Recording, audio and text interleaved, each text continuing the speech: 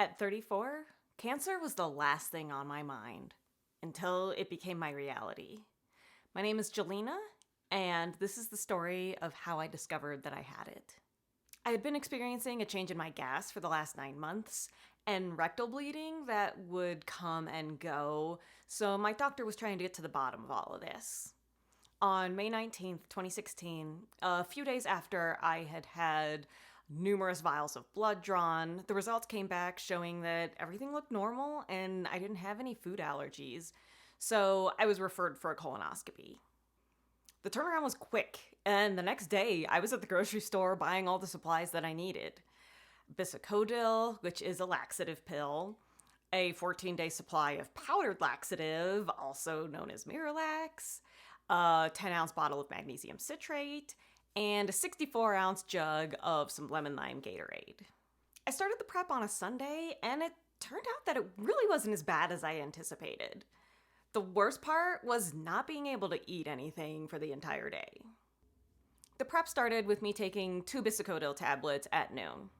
Then at 2 p.m., I mixed that entire jug of the 14-day supply of powdered laxative with the 64-ounce bottle of Gatorade in a pitcher and stuck it in the fridge to cool so that it would be chilled and a little more palatable when the time came for me to start taking that.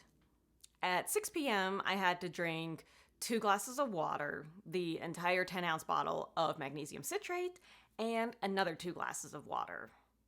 After that, I completely forgot about my hunger because I was so full of liquids.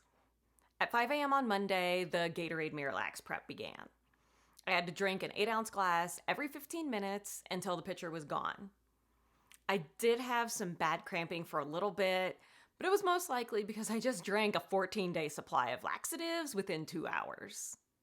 My colonoscopy wasn't until 1 p.m., so I was starving all morning. And at 9 a.m., I had to quit drinking any liquids, including water. So I couldn't even trick my body into thinking that it was maybe kind of full because of drinking a lot of liquid. My husband, John, took me in at noon to the facility.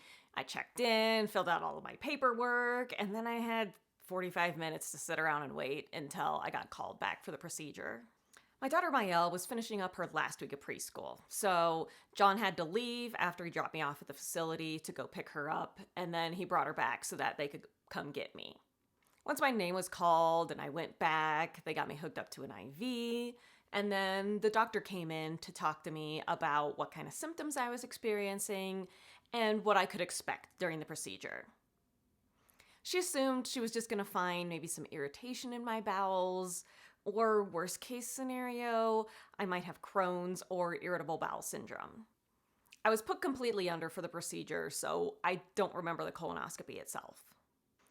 John brought Maëlle back with him to the colonoscopy office because we both assumed that we weren't going to hear anything serious. As I woke up from the colonoscopy, John and the doctor were in my little recovery area, which was just a bed surrounded by a little curtained area. I asked where Maëlle was, and John said that she was sitting right outside the curtain in a chair playing on her tablet because the doctor wanted to just talk to us. My stomach dropped, and that's when I knew that we were about to hear something bad. That's when she gave us the news that she found a mass during the procedure, and she was almost positive that it was cancer. She put a rush on the biopsy so we could find out the results ASAP. But the fact that it was something that she couldn't take out during the procedure, plus the seriousness in her voice, and the fact that she put a rush on the biopsy, all together to us meant that it was going to be something serious. We were in shock and tried our best to not go down that horrible road of what ifs until we found out more information. For me, though, it was impossible to not go down that road. My biggest worry was about my daughter, who was just 5 at the time. My heart sank at the thought of her growing up without a mother.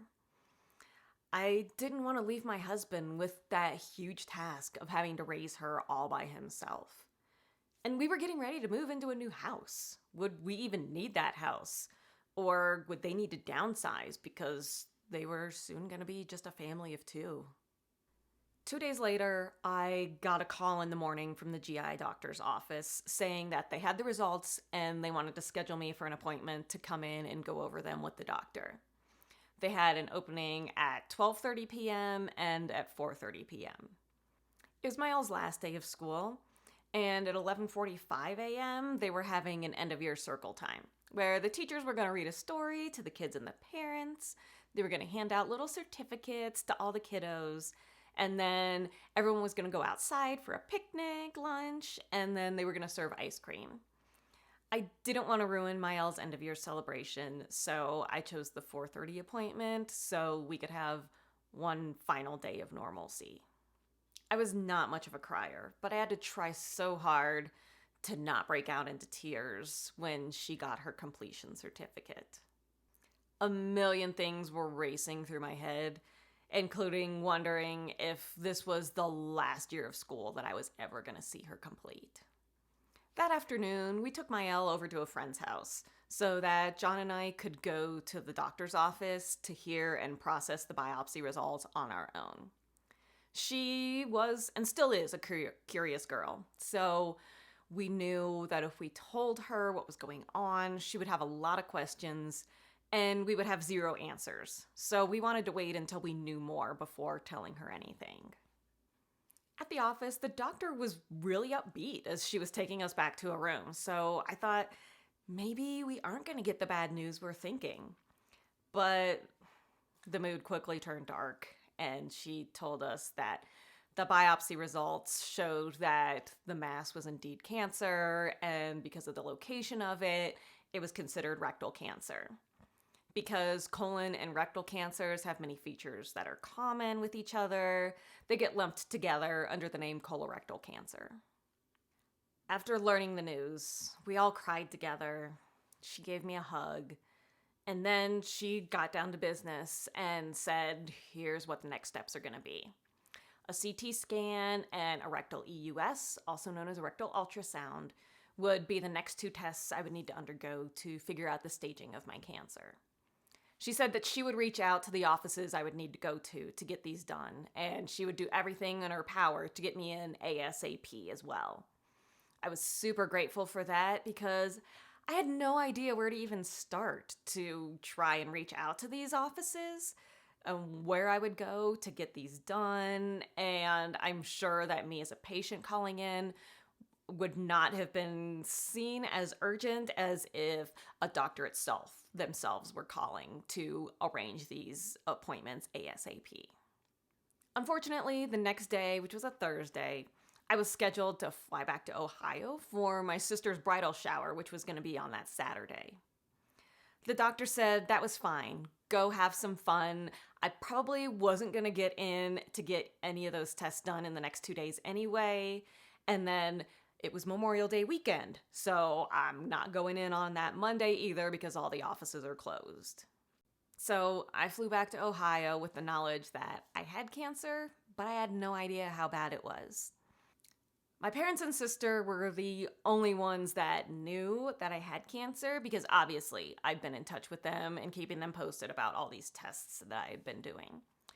So I decided to wait until the day after her bridal shower to tell other close family members that I had cancer, to try and not ruin my sister's spotlight for what was supposed to be a fun weekend for her. Life quickly started changing. The next day, while I was at the airport, the imaging office called me to schedule my CT scan, which I got scheduled for 9 a.m. the following Tuesday. The next day, the oncologist's office called to schedule me for my first appointment with them, which was scheduled for 2 days after the CT scan. Tune into my next video to hear all about these diagnostic tests that I had to go in for to figure out the staging and to prepare me for treatment. If you liked this video, please click on the like button below. And to hear more about what you can expect as you're going in for cancer treatment, click on the playlist up here. From my story to yours, here's to life after cancer.